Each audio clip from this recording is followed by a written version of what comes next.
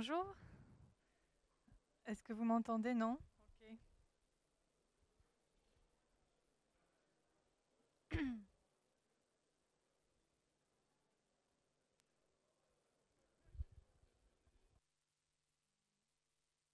Bonjour, voilà. Alors je me présente, je m'appelle Marine Vérin, je suis responsable marketing chez Espace Direct, qui est une agence de communication e-marketing, leader en emailing B2B. Donc en fait, nous, notre travail est concentré exclusivement sur le B2B. La présentation que je vais faire s'appliquera aussi au B2C, mais je vais vraiment l'axer sur ce marché-là. Donc le sujet que j'ai choisi d'aborder aujourd'hui, c'est les correspondances entre le marketing et le e-marketing. Alors, voilà. En fait, une marque, et aujourd'hui n'importe qui, il faut penser une marque comme un individu si on veut bien la comprendre et la développer, elle est plongée dans deux mondes parallèles qui sont pour autant en symbiose. En fait, il existe un monde réel dans lequel on est tous les jours matériellement et qui existe évidemment depuis toujours. Donc dans ce monde réel, on avait l'habitude d'aller sur des salons, de faire des affichages publicitaires. Mais depuis quelques années, on a une sphère virtuelle qui s'est rajoutée. Donc aujourd'hui, on a l'impression d'avoir toujours vécu avec Internet et tout ce qui se fait dessus. Mais en réalité, si on y réfléchit mieux, c'est relativement récent. Et le marketing sur Internet n'est qu'à ses débuts, puisqu'on a vu l'explosion des réseaux sociaux récemment et ça se remet en question quotidiennement. Et en fait, on serait tenté de se dire que la sphère virtuelle va manger la sphère réelle ou est en opposition frontale, comme on a pu un jour croire que la télé allait tuer la radio ou ce genre de choses. En fait, on se rend compte que face, une fois le premier choc passé, au contraire, ces deux sphères se complètent et sont en interaction constante. Donc c'est ce que je vais essayer de vous montrer. Une marque qui vit dans ces deux mondes a trois missions pour se développer et être pérenne. La première, c'est une mission de visibilité. En fait, on voit qu'il y a un axe entre la visibilité et la performance. Donc sur cette mission de visibilité, la première chose, c'est de faire connaître sa marque. Avant toute chose, avant de vendre, il faut déjà être connu, ou en tout cas être reconnu sur un marché. Donc ça, c'est un objectif cognitif. Le deuxième objectif, qu'on oublie parfois parce qu'on a l'impression qu'il est inhérent aux deux autres, c'est de se faire aimer. Parce qu'on peut être connu et détesté. Je ne vous citerai pas d'exemple, mais on en a tous en tête. Donc se faire aimer, c'est un autre objectif marketing à atteindre. Et enfin, l'objectif ultime, mais qui ne doit pas passer en premier puisqu'il découle des deux autres, c'est vendre, l'objectif commercial. Et là, on a une performance économique à atteindre qui est nécessaire au développement de la marque. Donc je vais prendre en fait les trois... je crois qu'on m'entend plus là. Hein. Je...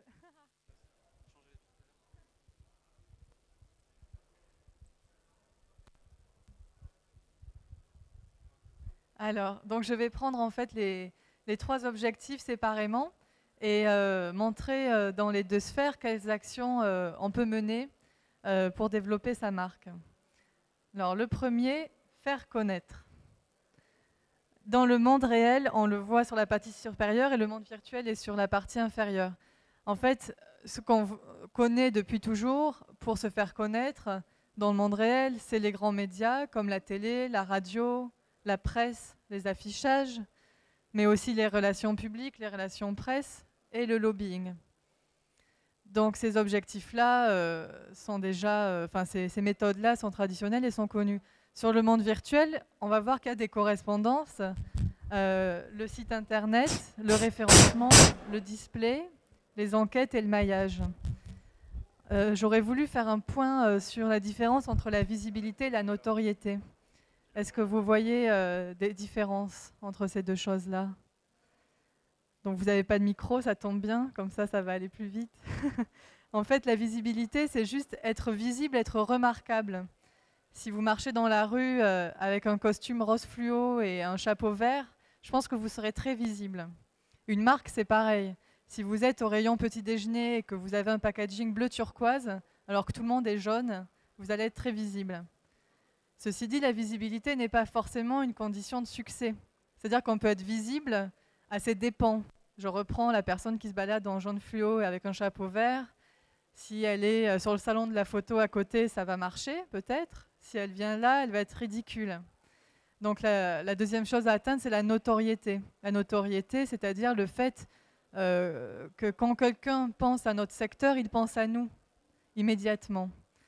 C'est-à-dire que pour une marque sur Internet, être visible, c'est quand je tape, par exemple, emailing marketing B2B, je tombe sur Espace Direct. C'est déjà bien, c'est pas si facile.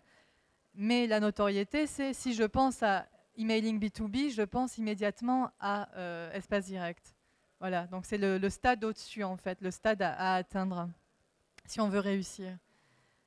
La première chose, oh ben, il marche plus. La technique est contre moi. Il marche plus. Ah voilà. Ah ben, j'ai avancé de trop. Mais oui, ça marchait pas. Ok. Alors la première chose qu'on va voir, c'est le site internet. C'est la première pierre de l'édifice pour une stratégie e-marketing. C'est vraiment le site internet, c'est incontournable. C'est exactement ce que signifie une boutique dans la vie réelle. Donc ça paraît assez évident, mais si on réfléchit à tout ce qui fait le succès d'une boutique, on peut exactement tout transposer pour faire le succès d'un site internet.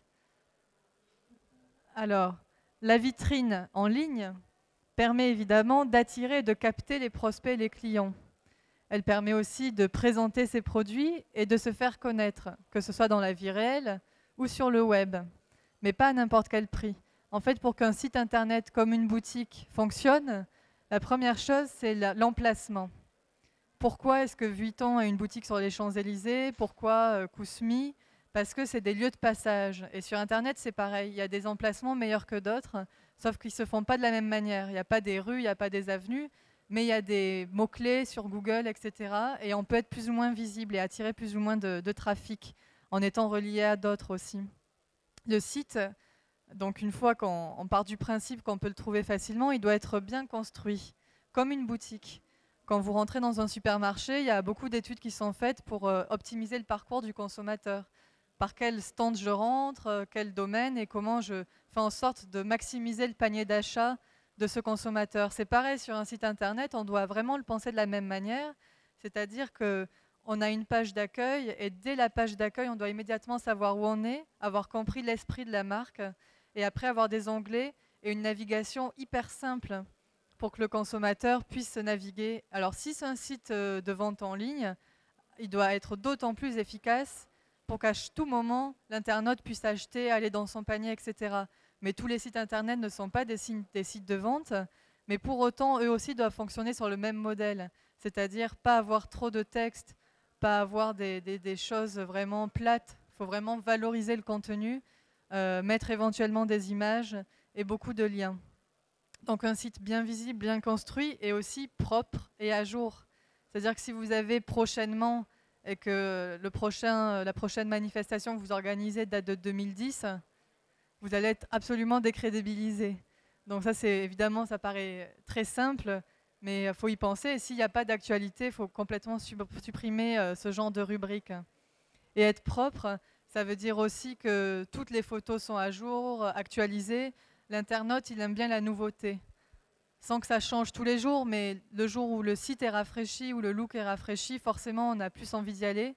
De même qu'une boutique. C'est vraiment la même chose. Et enfin, la clé du succès de cette boutique en ligne, de ce site internet, c'est le référencement sur Google. Donc il y a le SEO et le SEM, donc c'est des référencements payants ou naturels. Le référencement payant, c'est quoi? C'est j'achète un mot-clé sur Google et je prie pour que mon voisin ne l'ait pas acheté plus cher que moi. Et à partir de là, à chaque fois que quelqu'un tape ce mot-clé et clique chez moi, il atterrit chez moi et moi je paye toujours un peu plus à Google. Bon, c'est un modèle, c'est efficace. Ceci dit, ça dépend du secteur sur lequel vous êtes parce qu'il y a des mots-clés qui vont finir par coûter excessivement cher. Et en plus, bon, ça permet de construire une notoriété, mais c'est vrai que c'est assez coûteux. En revanche, le référencement naturel paraît beaucoup plus intelligent. Le référencement naturel, qu'est-ce que c'est? C'est le fait que le site à lui-même génère le trafic. C'est-à-dire qu'il est suffisamment bien construit, axé autour de mots-clés, pour qu'à chaque fois qu'on les tape sur Google, vous apparaissiez naturellement dans la page de recherche. En plus, il y a quelque chose d'intéressant, c'est que quand on regarde les résultats d'une recherche sur Google, il y a les liens commerciaux et les autres. Alors, je ne sais pas vous, mais c'est vrai que moi, j'ai tendance à préférer cliquer sur les autres.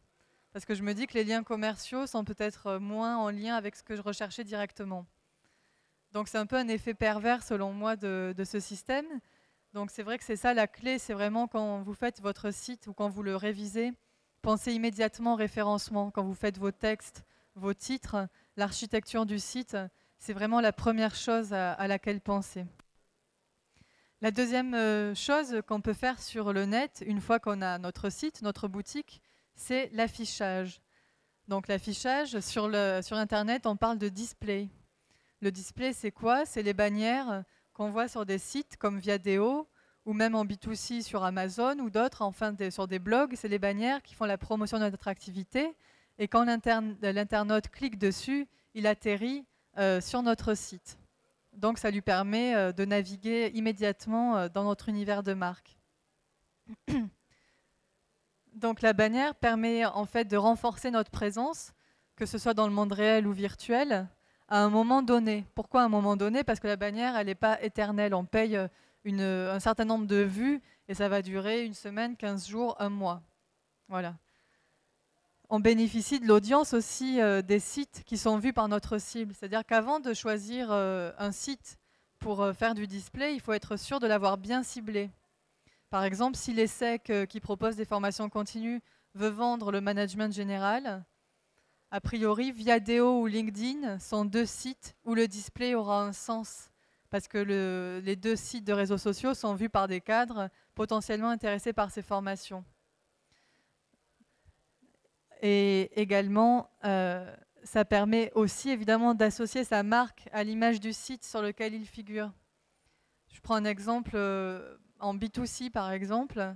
Si vous êtes une marque de cosmétiques et que vous allez sur des sites de blogueuses influentes, vous associez vraiment cette marque à la sphère d'influence de ces blogueuses-là. Donc ça peut être intéressant aussi. Et en B2B, c'est pareil. Vous pouvez bénéficier en fait du moteur et de la puissance et de l'impact du site sur lequel vous êtes.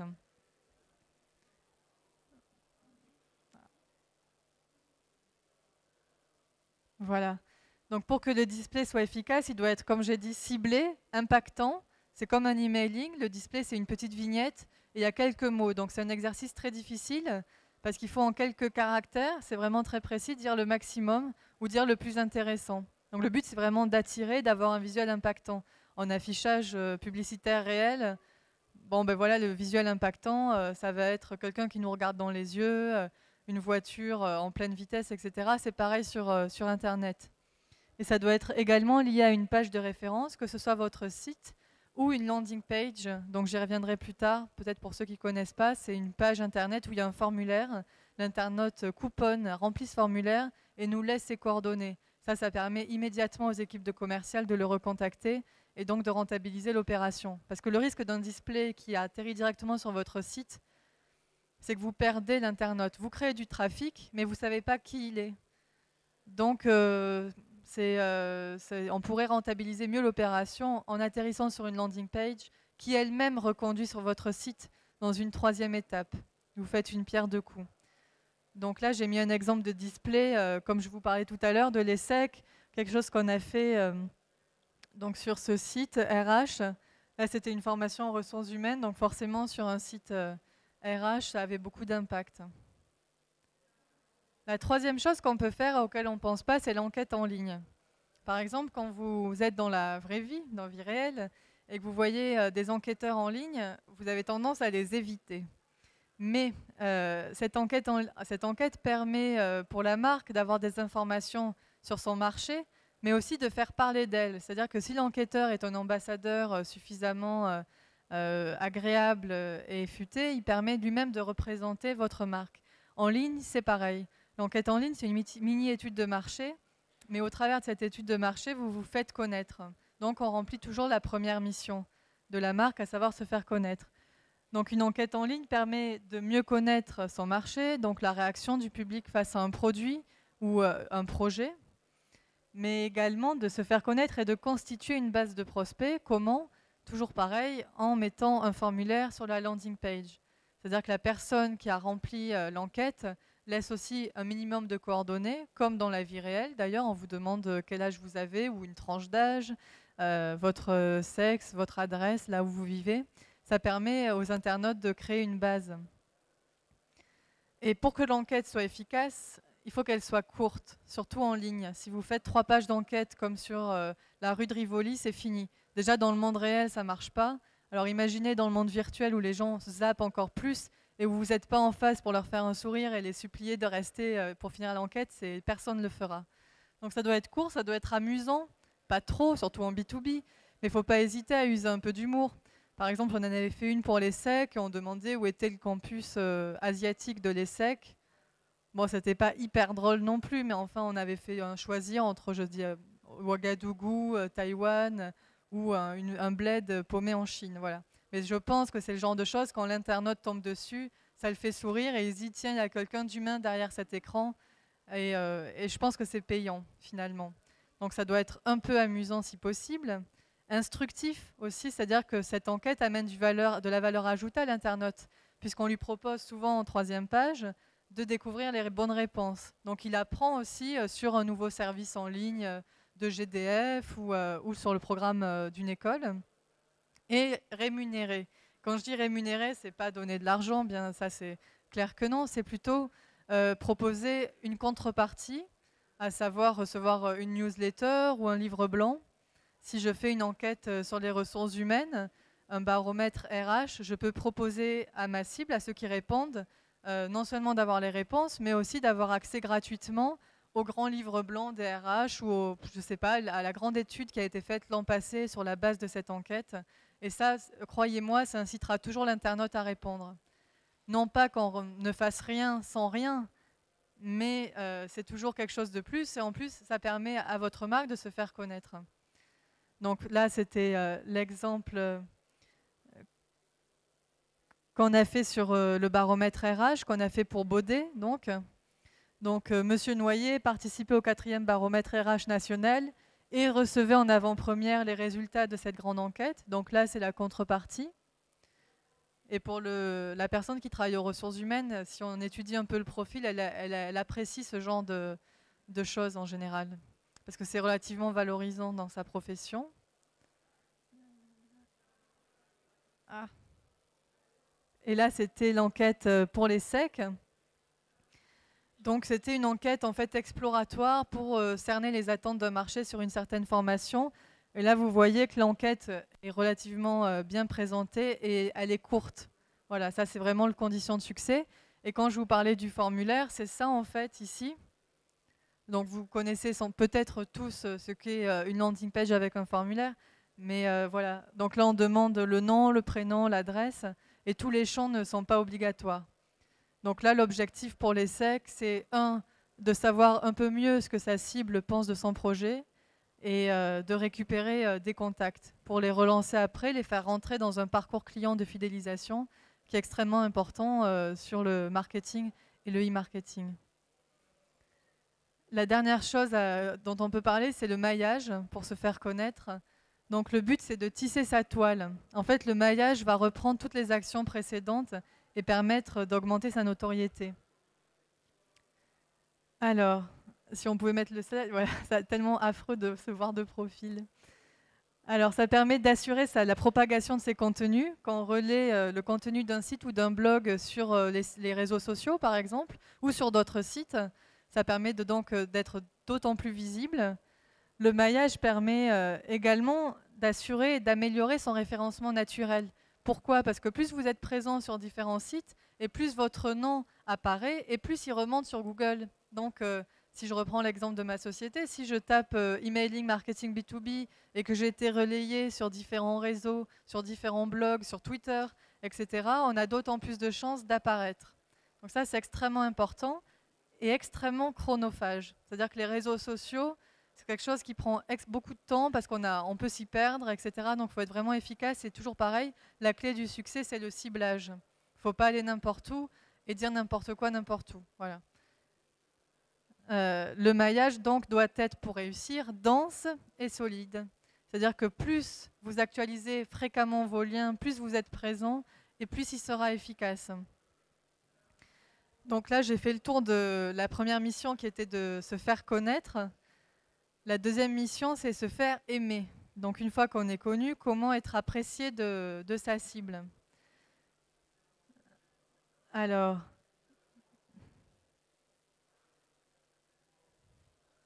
bon, je voulais remonter, mais ça a l'air réticent.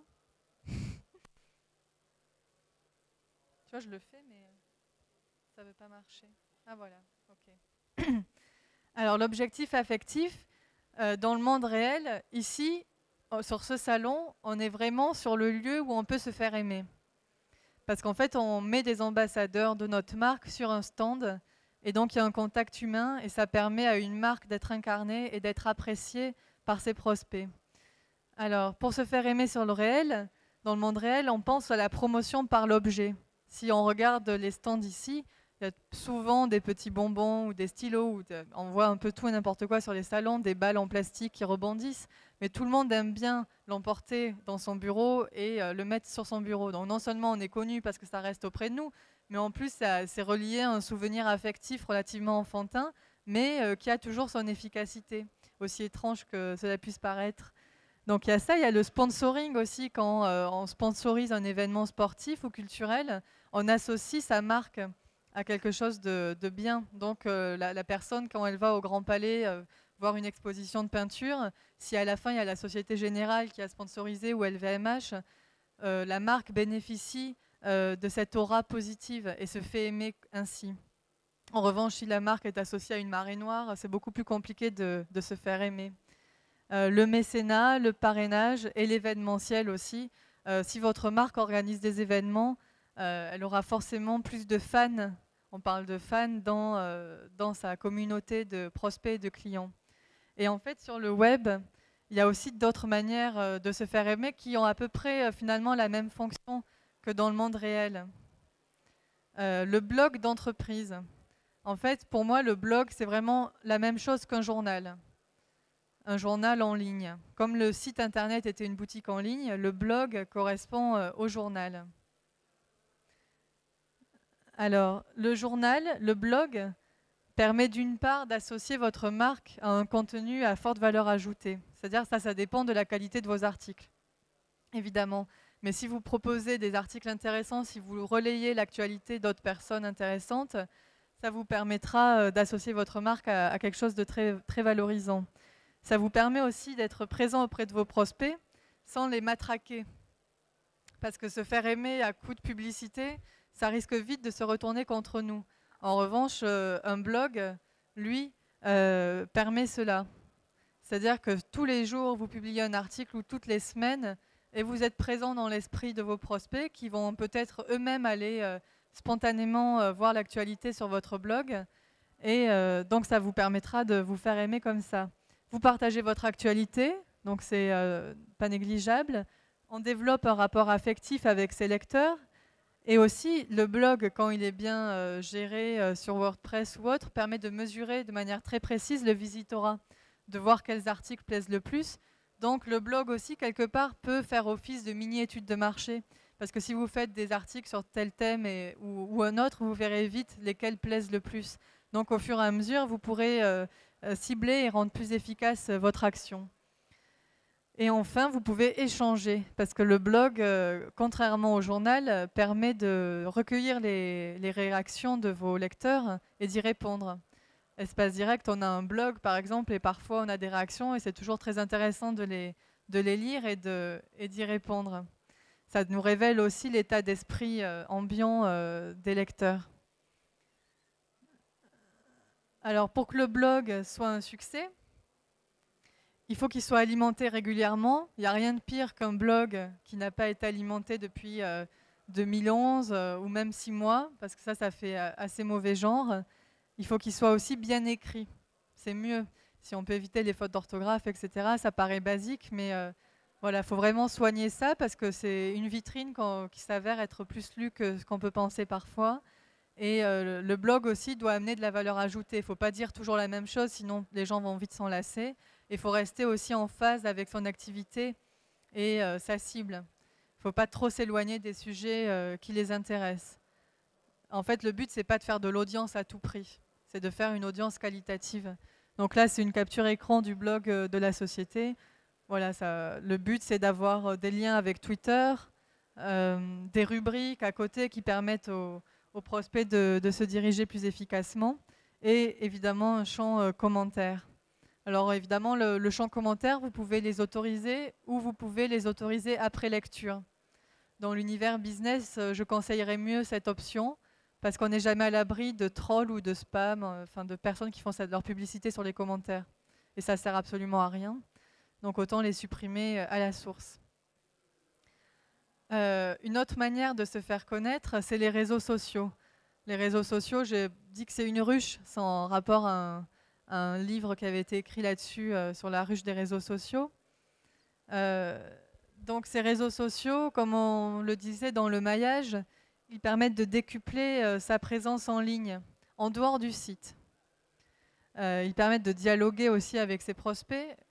Peut-être en B2C, c'est plus répandu qu'en B2B, mais en B2C, les marques ont souvent une page sur Facebook, etc. Et ça permet de créer une communauté de fans et de tisser un lien affectif. Voilà, et de rester aussi en veille sur son image de marque, parce que le but sur un réseau social, c'est non seulement de diffuser de l'information, mais aussi d'écouter ce qui se dit, d'écouter le bruit de la toile à votre sujet. Si vous googlez et que vous mettez, par exemple, Espace Direct sur les moins de la dernière semaine, ça vous permet de voir si un blog a parlé de vous, si une page internet a relayé votre activité, et donc de rester en veille sur votre image virtuelle. Et pour que votre présence sur les réseaux sociaux soit efficace, vous devez évidemment être présent, ne pas faire trop de publicité, c'est-à-dire que souvent, quand on n'est pas vraiment habitué à ça, on a envie de parler de nous, et puis, je ne sais pas moi, de parler de nous. Mais en fait, on se rend compte que ça n'intéresse pas vraiment les internautes, ça. Ce que les internautes aiment, c'est qu'on leur amène quelque chose d'intéressant, qu'on relaye l'activité éventuellement, pas de ses concurrents, mais de ses collaborateurs, d'autres marques avec lesquelles on travaille, pour être nous-mêmes relayés par d'autres. Ce n'est pas du tout la même mentalité pour le coup que dans le monde réel, où on placarde la marque. Donc vraiment aussi la condition de succès sur les réseaux sociaux, c'est de respecter les règles des réseaux. Et ça peut paraître assez déroutant dans un premier temps, mais c'est indispensable au succès. Sinon, on risque même de retourner toute la communauté des internautes contre nous, ou de plus être suivi. Si sur un compte Twitter, on ne parle que de sa petite activité, ça ne marchera pas, personne ne va nous suivre, parce que ça n'intéresse pas grand monde. En revanche, si on relie des activités, des actualités, des articles, là, les gens vont se dire, tiens, j'ai envie de suivre ce compte parce qu'il me permet, en beaucoup moins de temps que prévu, de me tenir informé du secteur.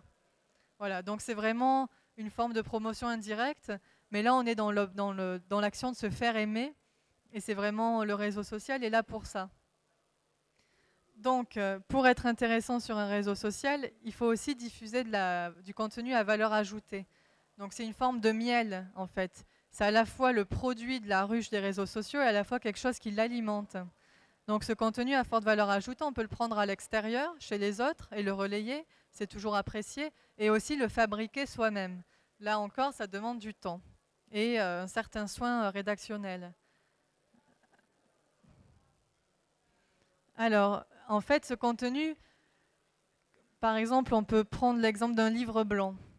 J'imagine que vous connaissez tous ce qu'est un livre blanc. C'est un contenu rédactionnel assez court qui permet de vulgariser votre activité ou une problématique auprès d'un large lectorat. Le livre blanc ou le contenu vous permet de vous positionner comme un expert puisque vous prenez la parole à un moment donné sur le sujet qui vous concerne.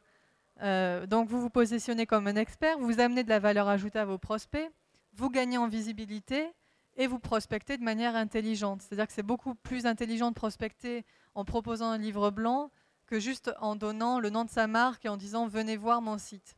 C'est forcément quelque chose qui va amener beaucoup plus de trafic et d'affection.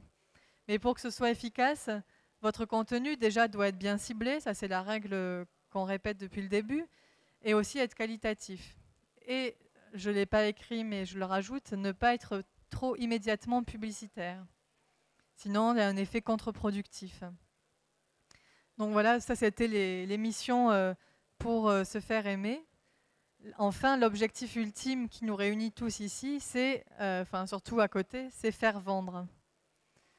Donc, ça c'est parfois ce que les marques ont en tête immédiatement, et ne penser qu'à ça, ça serait mettre la charrue avant les bœufs.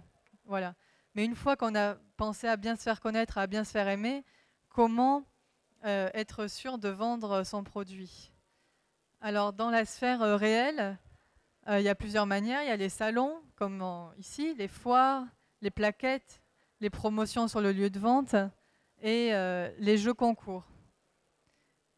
Pour ça, ce sont des outils de performance. Et sur Internet, j'ai choisi de développer essentiellement l'emailing, qui pour moi et pour Espace Direct est vraiment l'outil le plus fort pour faire vendre un produit sur Internet aujourd'hui.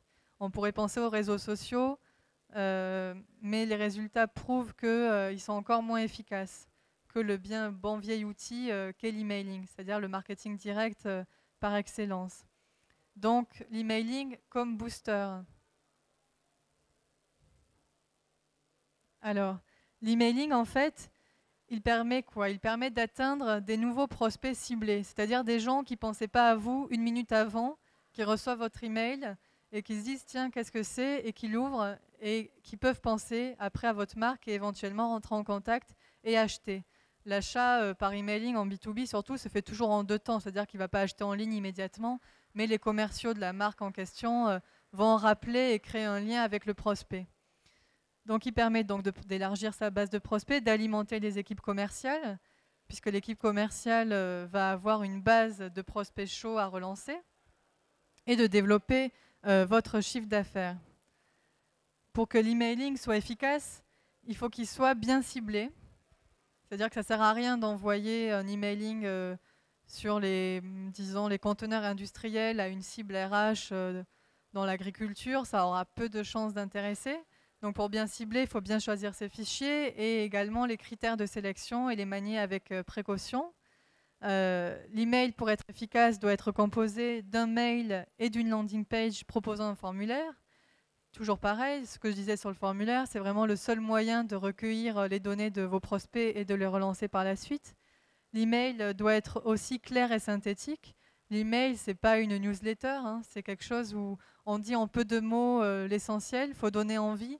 Il faut en dire suffisamment pour que l'internaute ait envie de continuer avec vous, mais pas trop. Il faut laisser aussi un peu de travail aux équipes commerciales. Il faut qu'ils aient encore des choses à dire lorsqu'ils relanceront les prospects. Et il faut qu'ils soient attirants. Donc attirants comment? En choisissant des mots forts. Il y a des mots qui marchent mieux que d'autres. Gratuit. Voilà, par exemple. C'est un mot téléchargement gratuit. Voilà. Faut qu'ils soient attirants aussi par les images. Il faut choisir des images qui parlent. On se rend compte qu'un visuel avec un être humain est toujours plus intéressant qu'un visuel avec une machine à franchir sans être humain. Bien que dans certains contextes, on a fait des emailing pour Mecalux, qui est une marque industrielle espagnole, on se rend compte que sur cette cible-là, sur ce type de produit-là, à savoir des conteneurs de 30 mètres de haut qui pèsent je sais combien de tonnes et qui coûtent vraiment... c'est un investissement assez lourd pour les entreprises. Les emailing les plus efficaces là-dessus, c'est ceux qui présentent la machine. Voilà.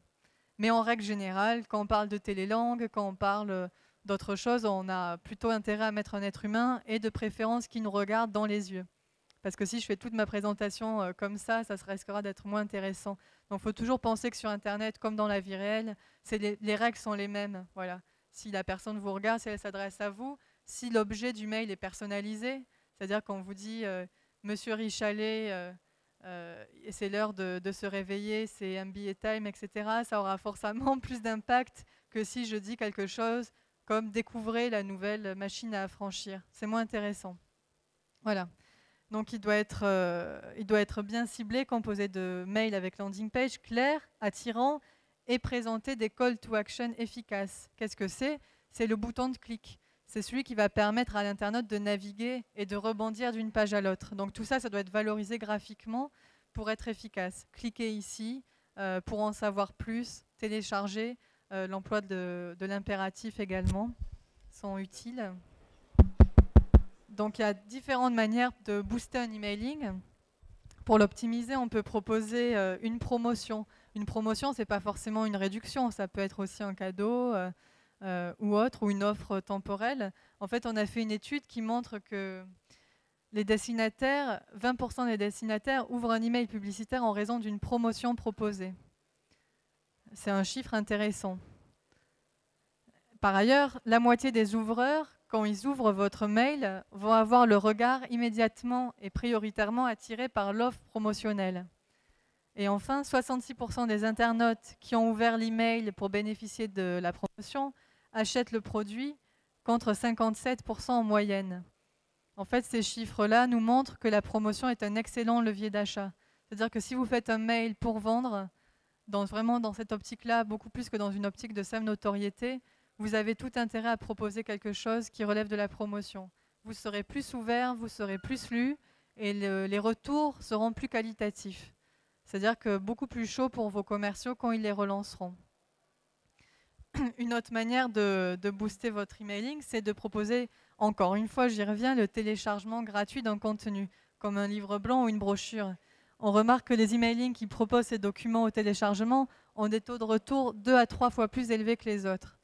Je ne sais pas si vous imaginez, mais c'est énorme, surtout aujourd'hui, où l'emailing a de plus en plus besoin d'être qualitatif pour marcher. C'est-à-dire qu'on ne peut plus, comme il y a 5 ans, diffuser des emails de manière très simple et peu réfléchie en ramassant les retours. Là, aujourd'hui, il faut vraiment penser, et je pense que les autres intervenants peuvent dire la même chose, avoir une stratégie de plus en plus qualitative pour être sûr que l'emailing ne soit pas un coup d'épée dans l'eau. Et le téléchargement de contenu est vraiment l'arme fatale en la matière.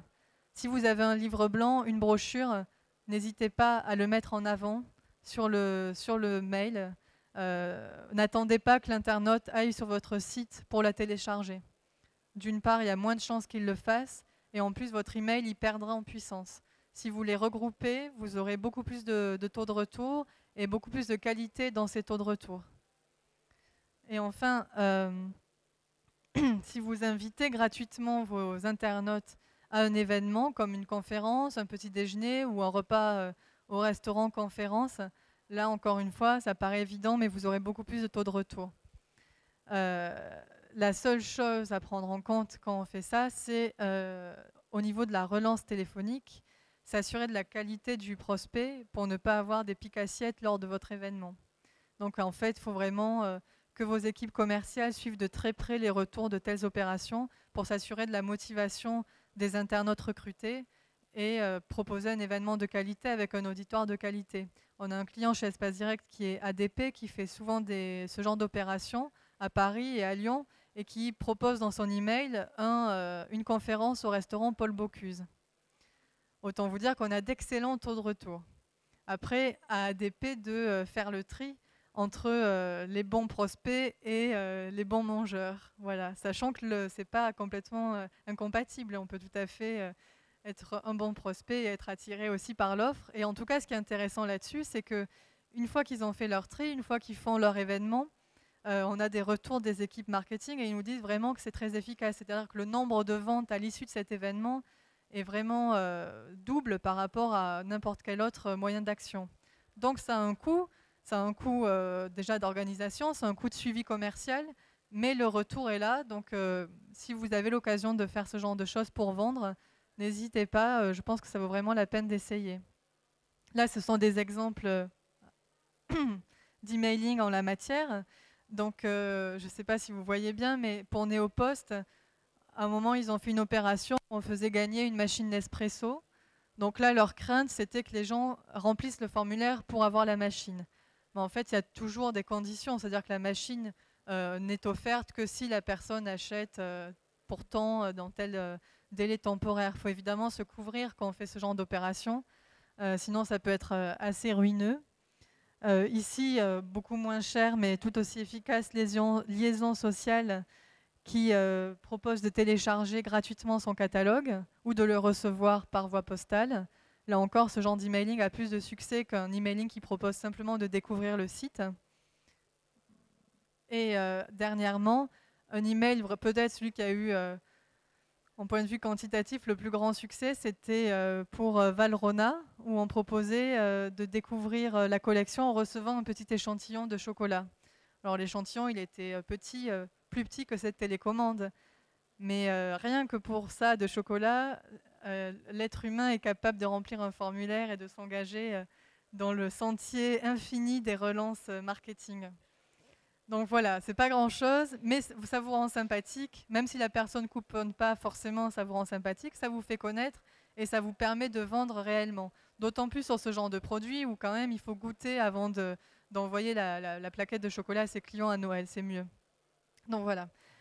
Ça, c'était selon moi les meilleures manières de vendre sur Internet. Si vous avez des questions sur l'emailing, vous pourrez les poser par la suite. On a l'expert en la matière qui est parmi nous. Ça sera à vous de le trouver. Est-ce que vous le reconnaîtrez? Alors, ce qu'il faut retenir du coup pour vraiment optimiser votre communication marketing et e-marketing, c'est dans un premier temps, penser vraiment le monde online et offline comme deux mondes en miroir qui se complètent. Dans les petites entreprises, c'est facile et à la fois difficile. C'est facile parce qu'on est peu nombreux, donc on est toujours en contact les uns avec les autres. C'est plus difficile parce que ces opérations prennent du temps et qu'on est toujours plongé dans l'opérationnel et que c'est très compliqué de penser à la fois à relancer Monsieur Michu et à alimenter le compte Twitter. Enfin, ça peut vite être vraiment une action qui va vous déborder. Mais dans les grandes entreprises, le problème, c'est qu'il y a des postes vraiment attribués au marketing online, au marketing offline. Donc c'est bien, chacun a le temps, il ne fait que ça. Le problème, c'est que souvent, les compartiments ont du mal à communiquer. Et les actions peuvent prendre des directions différentes, voire même d'un point de vue graphique. Quand c'est mal géré, il arrive qu'en ligne, on ait une certaine image et dans la vie réelle, une toute différente. Ça, c'est vraiment fatal parce que l'internaute, chez lui, c'est pas séparé. Je veux dire, je peux tout à fait être dans la rue à 15 heures et puis à 18 heures rentrer chez moi et regarder le site. Et là, si je me rends compte que je ne suis pas dans le même monde, ben, il y a une rupture qui fait que moi, mon parcours de consommateur va être cassé. Donc que vous soyez dans une petite entreprise ou une grande, il faut vraiment garder ça à l'esprit. Communiquer et faire communiquer au maximum ces demandes, c'est un cercle vertueux qui ne pourra que vous aider à vendre. Toujours penser aux 3 missions de la marque, faire connaître, faire aimer et faire vendre, et ne pas rester focalisé que sur le faire vendre ou que sur le faire connaître, ça serait peut-être même pire, mais il faut vraiment penser à ça et voir la mission marketing comme quelque chose de global. Diversifier vos actions. Là, vous voyez, dans chaque étape, il y avait plusieurs moyens de parvenir à ces fins. Le but, c'est pas de tout faire, parce que ça demande un budget colossal, mais c'est d'en faire plusieurs ou de changer, c'est-à-dire de ne pas utiliser toujours les mêmes canaux, de se renouveler tant dans le fond que dans la forme. C'est-à-dire pas dire toujours les mêmes messages, mais pas les dire toujours aux mêmes endroits, parce que comme ça vous permettra de prospecter de manière plus large et de vous rafraîchir et de rafraîchir votre cible. D'autant plus que si on voit toujours les mêmes sponsors à un événement, on ne les voit plus à la fin. Voilà, ça c'est une bonne raison aussi. C'est que quand on est trop présent à quelque part, on fait partie du paysage et votre visibilité disparaît. Voilà. D'optimiser votre présence en ligne par tous les moyens, puisque c'était surtout pour le e-marketing que je m'adressais à vous. Voilà, n'hésitez pas à explorer, à faire des erreurs, à tester, c'est important. Il ne faut pas penser que l'erreur est fatale, surtout sur Internet. Évidemment, on a le temps de reprendre, de diffuser différents messages, de tester. Voilà, c'est nouveau. Il faut quand même garder à l'esprit que c'est nouveau et que personne n'a la science infuse dans la matière. Donc n'hésitez pas à faire des essais dans la limite de vos contraintes budgétaires et surtout à tester en parallèle différents moyens, l'emailing, le display, et voir ce qui marche le mieux, qu'est-ce qui a coûté le plus cher, et en termes de retour, mesurer votre ROI, c'est important. Et pour voir finalement qu'est-ce qui marche ou qu'est-ce qui ne marche pas pour vous. Parce que ce qui marche pour votre voisin ne sera pas forcément la bonne recette pour votre société. Avoir un référencement naturel au top, ça c'est incontournable. Parce que quoi que vous fassiez en ligne, la personne sera toujours amenée à venir chez vous sur votre site internet.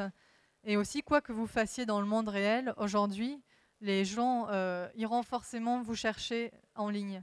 Donc votre site internet, soignez-le et faites en sorte qu'il soit vraiment le plus accessible possible. C'est vraiment très important. proposer toujours plus de contenu à valeur ajoutée. Ça, à mon avis, c'est la recette sur Internet quand les gens sont submergés de messages, d'informations. Qui est-ce qui se démarque? C'est celui qui dit quelque chose de plus intéressant que le voisin. Donc ça, il faut vraiment penser à prendre du temps dans votre société, que ce soit un post ou votre post de temps en temps, pour essayer de penser à ce qui intéresserait vos prospects. Avant, quand on n'était que dans le monde réel, je pense qu'on pensait différemment et les sociétés pensaient à vendre, à être attirants, à avoir un prix. Voilà, on était là-dessus, sur le prix, la promotion. Maintenant, c'est vrai que sur le net, il faut penser à ça. Il faut être un partenaire intéressant qui ait quelque chose à raconter. C'est pas facile et on n'a pas tous été formés pour ça. Donc ça demande une remise en question et des manières de travailler différentes. Mais voilà, le plus tôt on s'y adapte et le mieux on se positionne aussi par rapport à ses concurrents qui n'ont pas forcément encore ces réflexes. Et pour finir, décidément cette télécommande. Alors,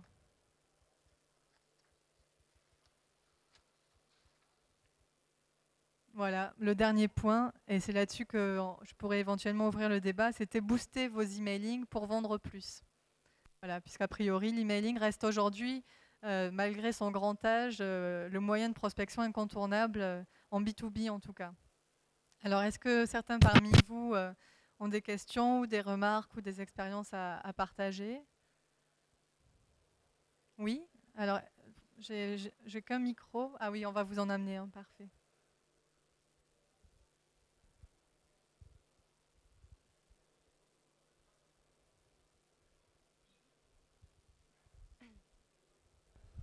Allô? Bonjour, je voulais savoir si quelle était la préférence entre les emails full image et les emails texte HTML, enfin tout ça. Question facile, je vais pouvoir y répondre. Le problème des emails full image, c'est-à-dire qu'on a des images avec une tête, mais également que le texte est en image, c'est qu'ils ne sont pas lisibles sur toutes les boîtes mail. Parce que les boîtes mail, les parfaits, etc., n'autorisent pas forcément l'affichage des images. Donc, toujours mettre votre email en texte. C'est-à-dire qu'au moins votre accroche d'email doit être en texte. Et votre image aussi doit avoir quelque chose derrière, au cas où elle ne s'affiche pas, qui permette à l'internaute de ne pas être paumé quand votre mail s'affiche. Voilà, ça c'est important. C'est la première règle en emailing, c'est de ne pas mettre que des images. Ouais. Encore une autre question. Non. Bon. Voilà, est-ce que quelqu'un, oui? Une autre. Pour les displays, vaut mieux de l'animé ou du fixe? Alors oui, les displays proposent ou des vignettes qui clignotent ou du fixe. Franchement, je dirais, je ne suis pas sûre qu'on ait pu encore mesurer les retours, les différences. Si vous avez un message un peu long à faire passer, choisissez l'animé parce que ça vous permet d'être visible 2 fois. Donc vous pouvez dire, par exemple, formation management général, une fois, envie de devenir manager, etc. Ça vous permet d'en dire plus, l'animé. Après, l'animé peut avoir un côté agaçant sur vos sites, etc., sur vos landing pages. Je le déconseille parce qu'il n'y a rien de pire que de lire un emailing avec un truc qui fait ça. C'est abominable, la personne part tout de suite. Maintenant, sur le display, c'est animé, mais il ne faut pas oublier que c'est animé juste un certain temps. Ça peut clignoter 3 fois au maximum. Donc ça reste, oui, si vous pouvez, si vous avez des choses à dire, l'animé c'est mieux, je pense, sur un display parce que ça nous permet de sortir du champ fixe de la page internet. Voilà.